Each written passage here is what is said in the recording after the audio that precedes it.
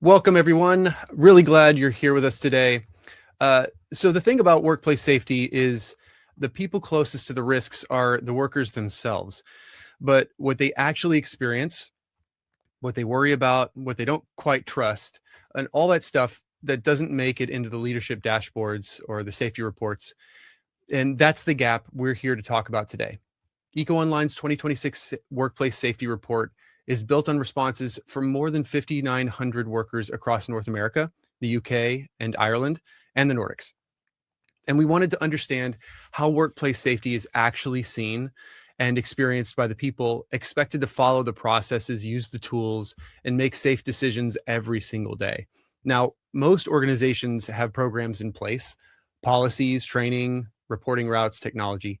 But the real question is whether workers actually understand them, trust them, and use them when it really matters. And if you want to protect people, productivity, and performance, you have to start with what workers are actually telling you.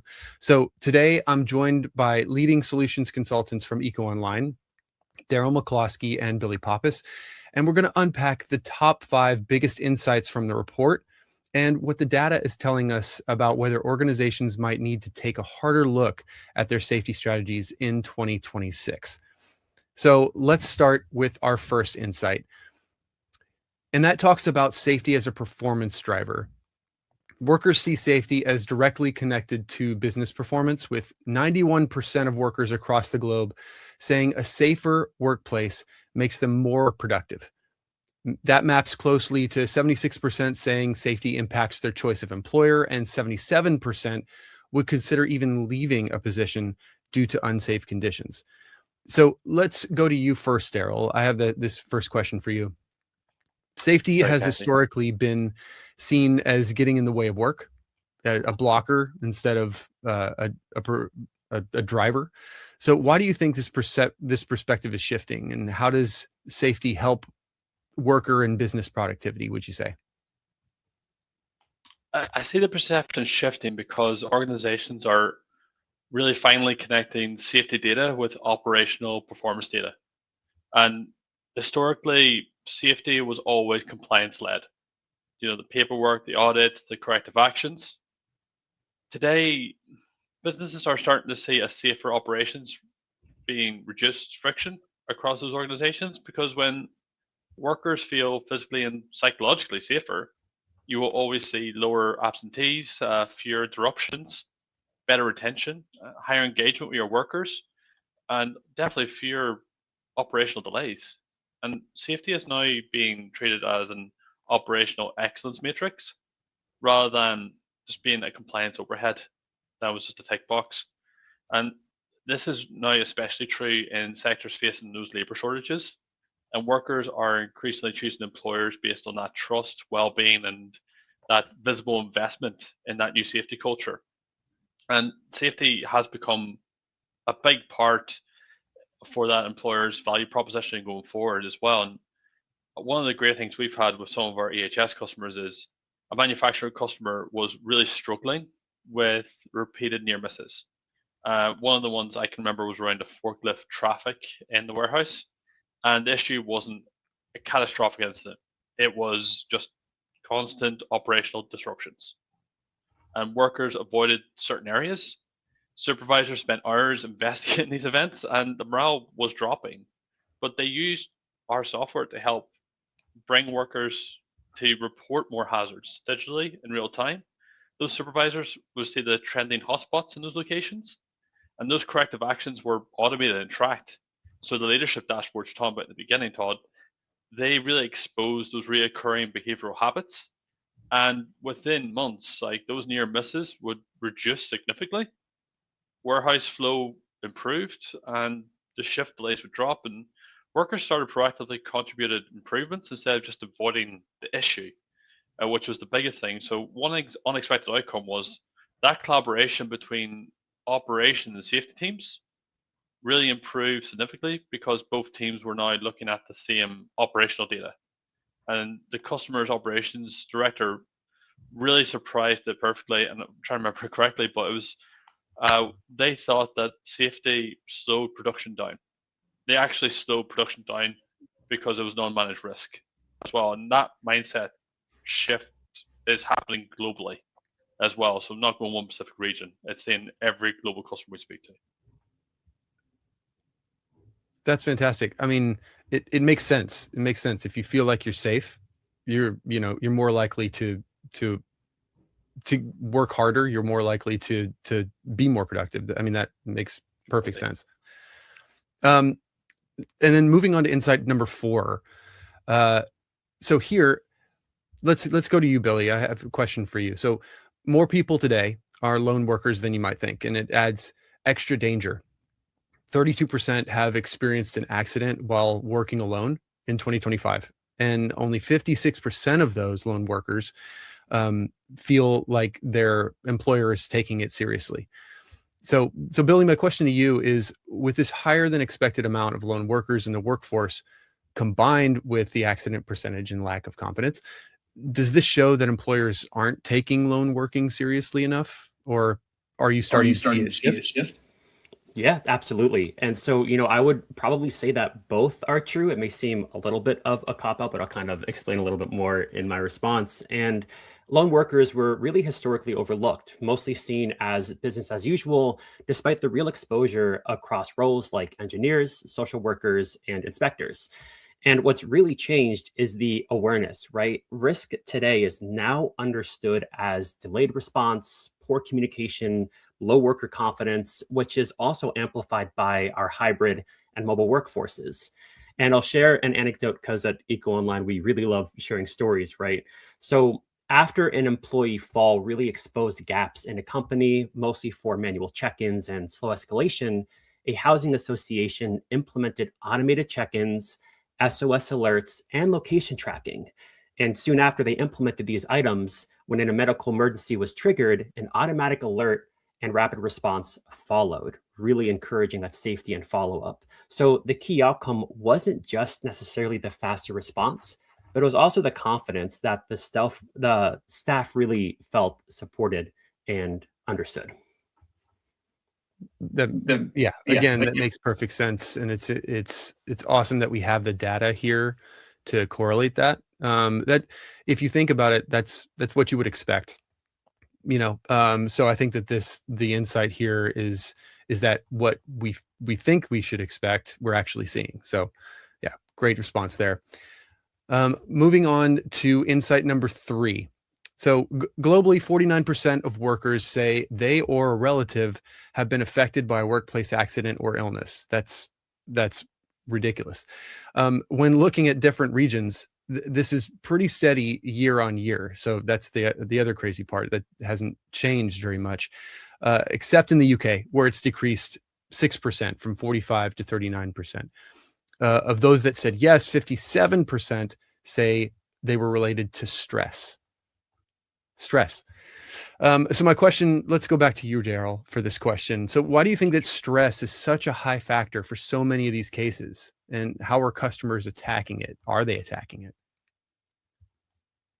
I think stress has always been one of the biggest workplace risks because the work itself is fundamentally changed and there's a lot more pressure on workers, even in our roles and how we have to perform. And always on communication, that hybrid working that's now transformed the world after COVID.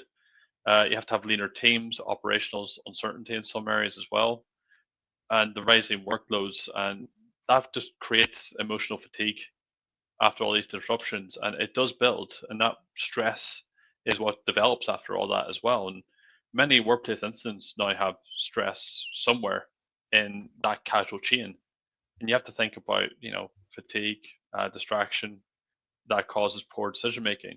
People try to take shortcuts. We've all been burnt out from overworking ourselves at times. I think everyone's been there, and then that creates a lack of focus, and that's where those bad decisions come from. And the challenge is that stress is, let's be honest, it's usually invisible, and it does manifest. It does manifest itself in terms of those incidents, those accidents, those absentees we talked about. Because we want burnout, we need a break.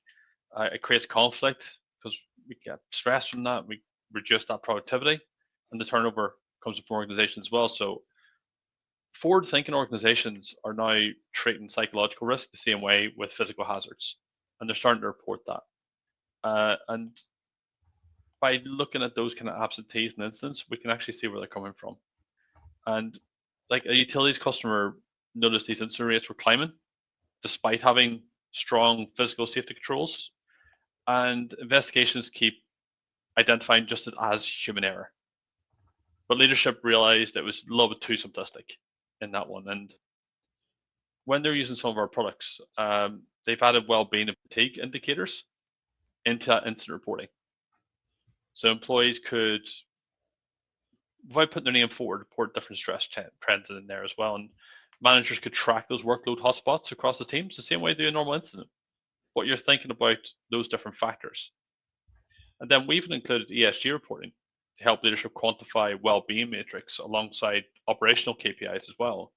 So one field engineer admitted he nearly caused a serious vehicle collision after weeks of extensive overtime because he was trying to get extra for his income, which is fair, but that has an ongoing effect. So the company responded by thinking about their shift rotations, introducing manager well-being check-ins as well, and embedding psychological risks into their own risk assessments. So the biggest change wasn't technology, it was visibility. And that's what our technology was help them to bring that visibility to the forefront for leadership, but to everyone on the ground floor. So once stress became measurable, it became a lot more manageable for the whole organization. Awesome. Really quick, that reminds me of a kind of like a metaphor that I heard of. There were two lumberjacks, and they were both chopping down trees, and one got double the work done throughout the day, but worked less. He took 2 hours off in the middle of the day, and the other one asked at the end of the day, at the end of the week, "How did you get so much done? I never took any breaks." And he said, I went and sharpened my axe." And that makes a lot of sense here. It's like you can only do so much. We're all human, and we have to take that into account throughout with all of our workers. So thanks for that. Great response there. Thanks. All right. So let's move on to the next insight here. And I'll go to you here, Billy, for this. Just introducing this. So the crisis management was a new area for this year's report.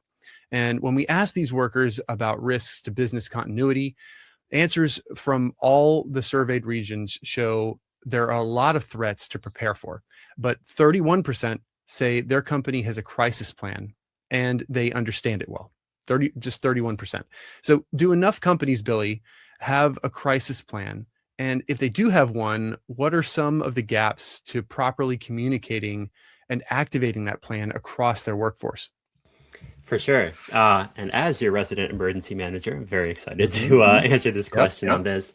You know, weirdly enough, I do think that many organizations do have crisis plans, but it's more so that far fewer are ready to use them when it matters, because on paper, right, everything exists on paper. But in reality, those plans go unread, contacts become outdated, and roles really lack clarity. So when a crisis hits, it's not the plan that fails, it's the actual activation, execution of that plan. So, you know, it really comes down to communication fragments, decisions being slow, and teams losing that shared picture.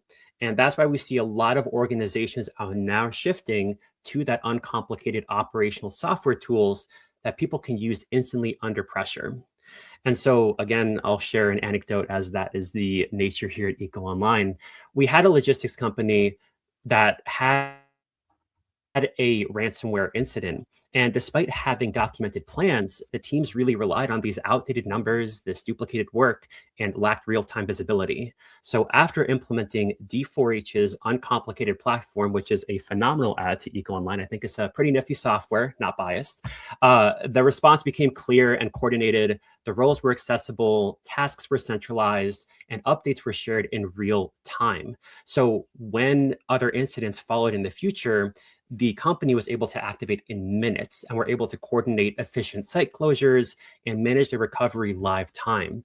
And just to quote them from their recent anecdote and their case study, they moved from reactive chaos to structured coordination. And that's the real gap, right? Turning those simple plans into something that's digestible and actually usable when it counts.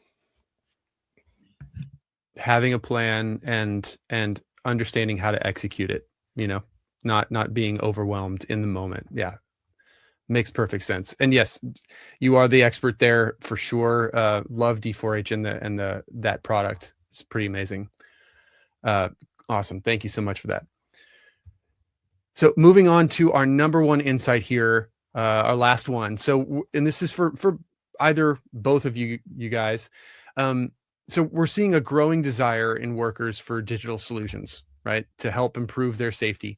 And 74% say that they would feel safer at work with more digital tools, and that's up year on year. So my question, I mean, I could start with you, Billy, but I'd like to hear from both of you guys. Where have you seen workers really embrace new digital safety tools? Yeah, for sure. And so one of the more interesting findings in this year's report is that nearly 3/4 of workers, as said on the screen here, right, said that they would feel more safe with digital safety tools. And so that number continues to climb every single year, especially with our technology and our world growing in that direction. So I guess, Daryl, let me bring you in here as kind of more that EHS resident, right? Like, why do you think we're kind of seeing that shift in that direction? Oh, Billy, we're going to talk about this for a while, aren't we? So this is going to go back and forth. Sorry, Todd, it's one of our big topics as well. But I think workers have crossed a threshold where digital tools are no longer viewed as a nice-to-have systems anymore. They're becoming expected infrastructure for most organizations. I think, a few years ago, a lot of frontline workers associated with safety technology, with admin and monitoring today, they associate it with speed, protection, and access to the right information as well. So we're trying to bring more enforcement to that. So I think the best digital safety tools reduce friction for workers instead of adding friction. So workers are embracing technology when it helps them. So we're trying to help them solve the problem faster, avoid risk, escalate issues quickly, like Billy was talking about D4H, access the information instantly and feel supported in the field. And that's why that mobile first adoption is really accelerating really quickly as well. I think, Billy? Yeah, and I was going to say, are you seeing that mostly on the mobile? Like, are there other areas where you think that adoption is kind of becoming more strong or more pertinent? When we've been talking about this, we were always thinking about mobile incident reporting, low worker safety, digital chemical management, and then that real-time inspections and observations. That's the ones where it's really standing out for me. So we're seeing a huge engagement around like the likes of QR codes to get SDS access or do quick reporting as well. So I feel like that works better. Absolutely. And I think that I'm also kind of queuing you up for the obvious here, but why do you think something like that may resonate so strongly with workers in the field? Simply because it solves a real world problem instantly. And one manufacturer customer had historically relied on physical SDS folders located in supervisor offices. And not saying that's me at work construction doing the exact same job, but here we are. But workers didn't always know where the folders were. Documentation wasn't always up to date. During incidents, responses time just was really slow. And when they implemented QR codes beside these chemical storage units, production areas, the adoption was mixed, but workers thought it's just another system. But when they was a small chemical splash during an incident, during a maintenance tax, they able to scan it and they got the information they needed to tackle that completely and safely. So it made a massive impact. Right. And, I think, interestingly enough, we were talking a lot about, maybe preparedness and trying to create more proactive measures in the field here. But unfortunately, right, that incident almost becomes a turning point, almost like a catalyst towards greater change. Yeah, completely. And I think when one of the workers scanned the QR code immediately beside that workstation, in seconds, they had that first aid guidance, the PPE requirements, spill response procedures. And you need that not just for the cost, but ESG, your incident management as well. All exposure information. So there was no searching, no paperwork, no delay. After that incident, that usage really increased for a lot of companies. And I see a trend with that technology and how it's going, because the practical value in real time just really escalates as well. Right. And I think what's really important to emphasize with that part that you just shared, right, is that it actually seems like the adoption more so came from the experience rather than an actual training.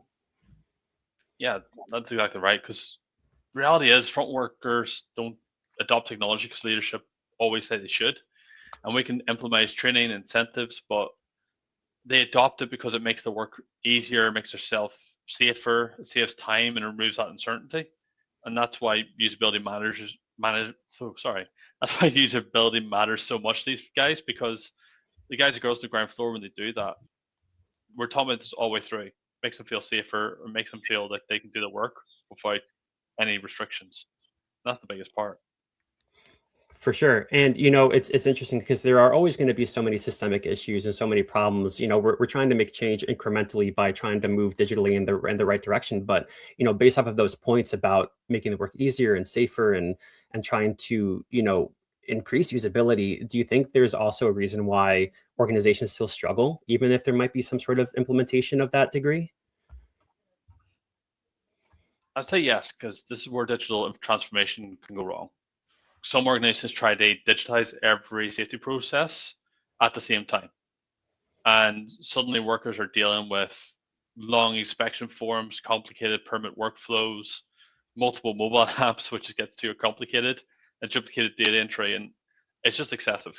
And that technology becomes operational noise, and it's not helping with streamlining that safety procedure.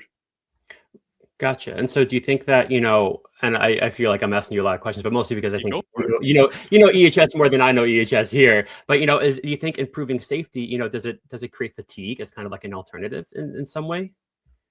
Yeah, it does. And that's going back to what we said earlier, because we've seen examples where organizations rolled out digital inspections, audits, permits, observations, all those training workflows all at once. From a leadership perspective, it looks transformational and it's great. But from a worker's perspective, it feels like I've now spent more time feeding systems than actually doing my job. So that's where that adoption will always drop, and it's focusing on streamlining one at a time instead of just throwing everything at them as well. Yeah, absolutely. And so I think on that point, I kind of want to move a little bit more to the point of like safety culture, right? Because like obviously we can implement software, we can get it going and trying to focus on those issues of making it actually safe and improving. But in terms of the actual like safety culture itself, right? In your experience with customers, have you seen that digital safety tools actually do change that safety culture? Oh, absolutely. Like organizations are seeing really strong results in doing three things really well. Firstly, simplifying before they digitize. So remove any unnecessary complexity before like instead of processing itself rather than just transferring bad workflows into software. Keep it streamlined to the good stuff first and the best practices. I think the second one is they involve frontline workers early. It's not just another rollout during design. They get them involved and get their feedback to make it work right. And lastly, they focus heavily on mobile usability. It's a great tool. It's great to get them in front of that, but adding too many at once is adding too much noise. For sure. And I think taking that a level up, right? And also maybe even sprinkling a little bit of our EcoOnline compliance, visibility, and predictability, right? Our CVP, as we say here. Do you think that this also improves leadership visibility? I mean, I think that's kind of obvious, but I'll let you kind of speak to that as well. Yeah, because most safety events don't happen behind the desks. They happen on the factory floors, they on construction sites, and vehicles. If a platform doesn't work naturally in those environments, adoption is just going to struggle. And we need to work with our customers to understand that, and that's where we've been successful with them and how they've been able to adapt our software so well with our workers. Yeah. And before I fully take over Todd's job as moderator and the call and hand it back to him, if you kind of had to summarize, out of everything we've kind of just chatted through today, like what would you think is the biggest lesson in this adoption as we're moving into a more digital age for safety culture? I think digital safety, if you're doing that transformation, it only succeeds when workers feel the technology was built to help them, not to monitor them. And the moment technology reduces uncertainty or helps someone in a high pressure situation, that adoption becomes more organic to the frontline workers. And I think we've seen that with our P4H EHS chemical software across the board, because we make it about them. The report's good leadership, but we make the work for them about them. And that's why we find these stats really interesting when we're talking about this, Billy. And I did warn Todd this was going to open a can of worms for us, but here we are. But yeah, that'll be my takeaway. Awesome. Thank you guys so much. That was fantastic. I mean, it's one thing to have a report and see numbers. It's another thing to sit down and actually talk about what those numbers mean. And I think, just to your point, it's really easy to see safety as for an organization as insurance, but that's definitely not what it is. Insurance is very reactive, and safety can actually prevent. And I think that, things like digital safety tools are super important. And also, I'm glad we talked about culture. Culture is super important as well. How do these employers communicate safety? You talked about, is it monitoring, or is it preventative and helpful? And I think that how they get that across is really important. So anyway, thank you both, Billy and Daryl, so much. It was really great stuff. I think what ties all 5 of these together is that workers aren't separating safety from how they feel about their job, their confidence, and whether they stay even. And it shows up in the lone working data, in the stress-related risk, in how ready people feel for a crisis, and how much they want better tools. And the signals are there, and leaders just need to know where to look. So if you want to go deeper on any of this, the full 2026 Workplace Safety Report overview is linked in the event description, and it's absolutely worth a read. It goes over everything that we talked about today and more. And if you're thinking about how your organization stacks up, head to EcoOnline.com. and you can talk to our team or book a demo and see what the software actually looks like in practice. Thanks everyone for showing up today. Stay safe out there.